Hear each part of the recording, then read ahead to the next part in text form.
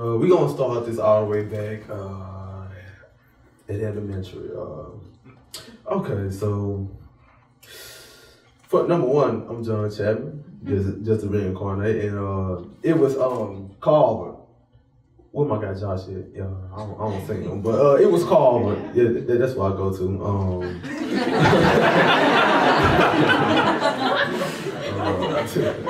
All right, so it started off in elementary. Elementary, I grew up.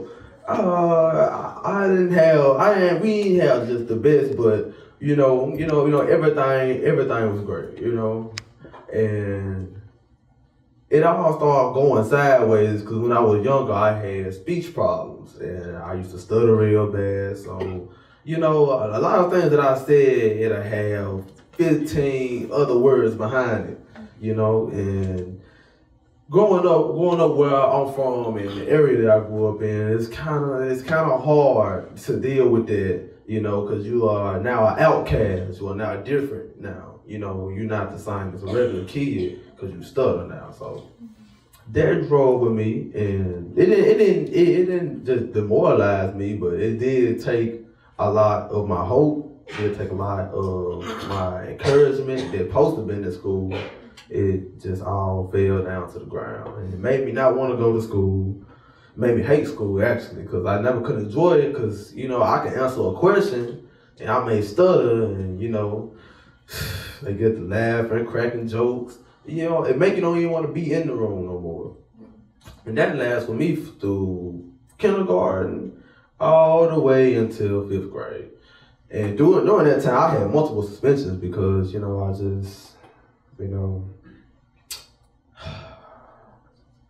know. I just had a lot of suspension during that time, so it was kind of hard. It was kind of hard to be in an environment to where you're trying to learn, and then you got the people trying to bully you, and you're still trying to learn, and the levels flows up and down. So heading into middle school, I got bigger, and I didn't take too much or more of what all the bullying was being brought to me. Even though I still had my stuttering problems, I still had my own personal issues with my depression and my anxiety problems and etc. In middle school, my escape was football. And that was like my new key of getting away from being checked because I stutter and because I didn't have as much as the others had and etc. And I played football from 6 to 8, the best years of my life. The best years of my life.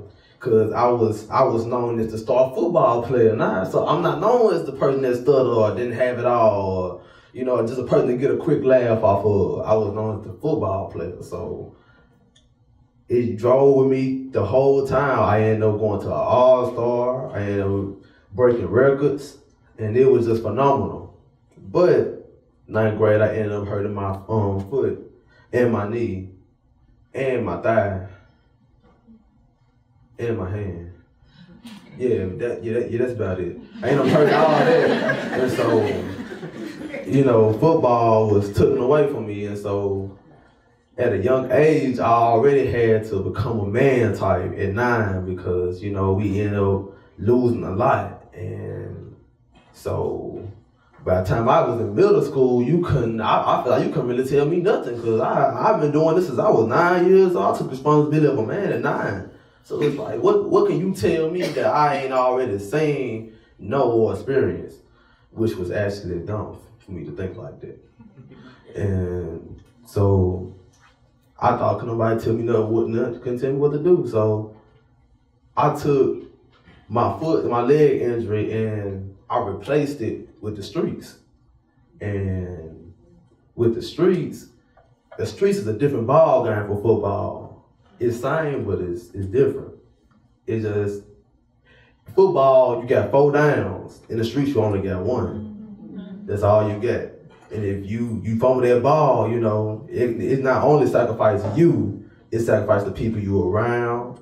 It's sacrifice everywhere you go. You can be with your mama and the wrong people might just see you, and that just might be the end of the case right there. And it sounds vulgar, but it's true. And throughout my ninth grade year, that I really just, I was starting to lose myself.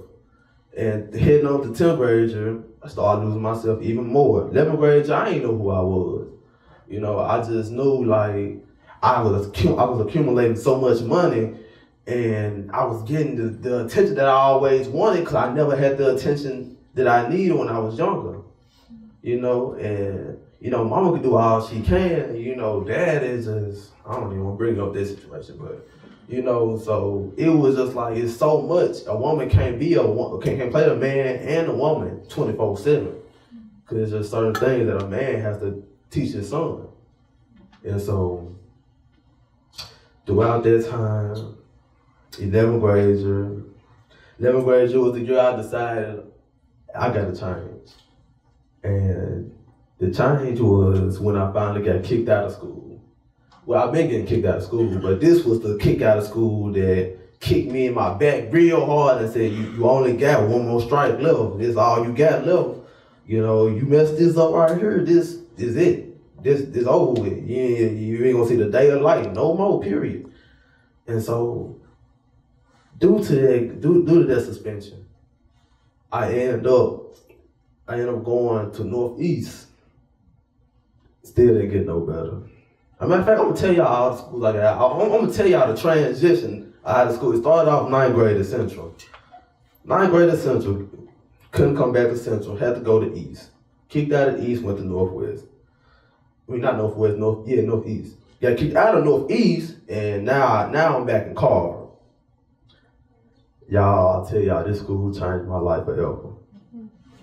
This school has changed my life forever. And I wouldn't even be here right now if it wasn't for that school. It all started like this. I went there and towards the end of the year, it was a guy named Roger. Me and him used to run with each other during the same time period. And I never heard from Roger no more once the school was over. And when I got back to school and I'm sitting down, they took me to the 3rd floor. I'm sitting in this room. I don't know what's going on. It's me and a bunch of other students. So I'm just sitting here, I'm looking. I really feel nonchalant. I just want to go to class because I'm really not in the mood. And the images just clicking. I'm just ignoring everything. It's clicking, and boom, Roger popped clean up on the screen. And when he popped up, it wasn't up for nothing bad. This man is on the road to making 6 figures. And I was like, this is the same person, that's the same person I used to shoot dice with, the same person I did this and that and everything in the world with. And now he living a life, you know, and I'm stuck here, you know. I'm still doing the same stuff I've been doing, and I ain't getting no different result. And that's called insanity. And so I was like, okay, it's time for me to make a change. And they told me, in the beginning, it was just a small little program. Didn't nobody know what it was. Didn't nobody even knew that Carver was still leaving the school. I bet a lot of y'all didn't know Carver was still leaving open. And so, boy, I took it. I just took that one little thing. I told myself, I said, if he can do it, I know good and well I can. And so I did. And ever since then, like I was 16 at the time. So since then, I took off with it, and I never looked back. Yeah, I had a lot of ups and downs. I had a lot of bumps. I had a lot of potholes. Y'all know about potholes. And so I just took it and I ran with it, and I never looked back. And I went through so much stuff to get to where I am right now. And since then, I done been traveling the country. I done seen vast sights and phenomenal people, and met phenomenal people. I even met millionaires. I finally left the environment that I was stuck in for so long. And it wasn't on a vacation. I was actually doing something. For example, I'm gonna give an example. I ended up going out to Florida, right? Yeah, I'm gonna tell you all this, man, because I ain't never been, I don't even know what type, I don't even know where we was at in Florida. I can't even get my words right. I know it was Orlando or Tampa, it don't matter. But I went down there, I remember getting to the airport, and it was my first time getting on the plane. I never got on the plane.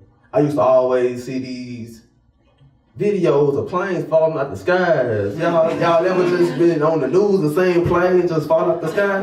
You know, and I was like, man, I wasn't feeling it, so. And I hopped on that plane. The plane dropped like 30, 50 feet. I'm talking about, I'm got the best sleep of my life. I'm talking about slob all out my mouth. you know, it's been a lot of slob, but it's still the white stuff still left right there. And I just felt my body just lift up in my face, like I got whoever been on a plane, they got the little thing you let down right here where you can eat your food. I laid my head right there, and I smacked my face up there when I woke up. And I just remember looking back at Dr. Clemens, and she just smiling, and I'm like, ain't nothing funny about this.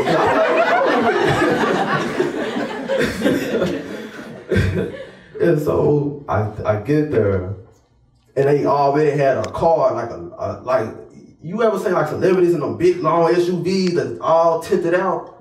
Like it was already there for us. I'm like, okay. Also, I ain't even have to put my bags. Somebody was there to put my bags in the truck. In the truck, man. I was like, okay. So I'm like, all right, cool. I ain't not a cent that came out my pocket. And I had just got a check for $500 right before I came on there. I ain't touched a cent in my pocket. We get to the hotel. Anybody know where the Florida Convention Center is? That's where I spoke. And the Marriott that's like right across the street? That's where I was. And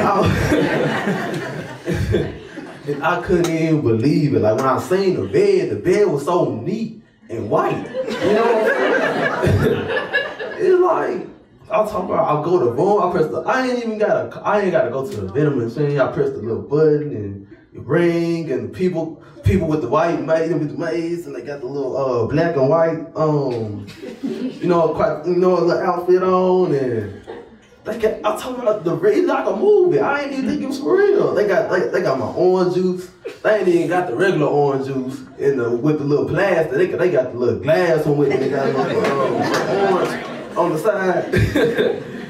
But the moral of that story was that them people changed and impacted my life forever. And so now I'm still currently traveling.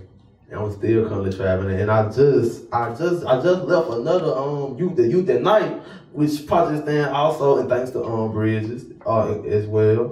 And I just won their $500 grant for the school to prison pipeline, which describes me basically. And so ever since then, ain't nothing been the same, and I gotta keep saying ain't nothing been the same, because it hasn't now, and I'm overwhelmed, and I'm thankful. I'm thankful for everybody that even decided to even say something to me, because what my guy, that stove, I wish somebody would have told me about that stove, man. I wish. It took 16 years for me to understand this stove. It took 16 years. And so now that I'm actually grown now, it's like, I'm out of words. It's just a thankful feeling, and I just want to let y'all know, like, a simple conversation can change a whole life. All it takes is a conversation. Even if you gotta put your pride to the side, it's all it takes, you know what I'm saying? And it's crazy because like you can learn from anybody, regardless of the age, regardless of where I come from. You can be from Russia, Germany, and I can be from Africa, and we can sit down and learn everything about each other. Might not even know what we saying to each other, but we can learn something, So, That's all I'm gonna say. I just want to thank y'all for listening to me, and I appreciate everybody that came out tonight. Y'all have a blessed night.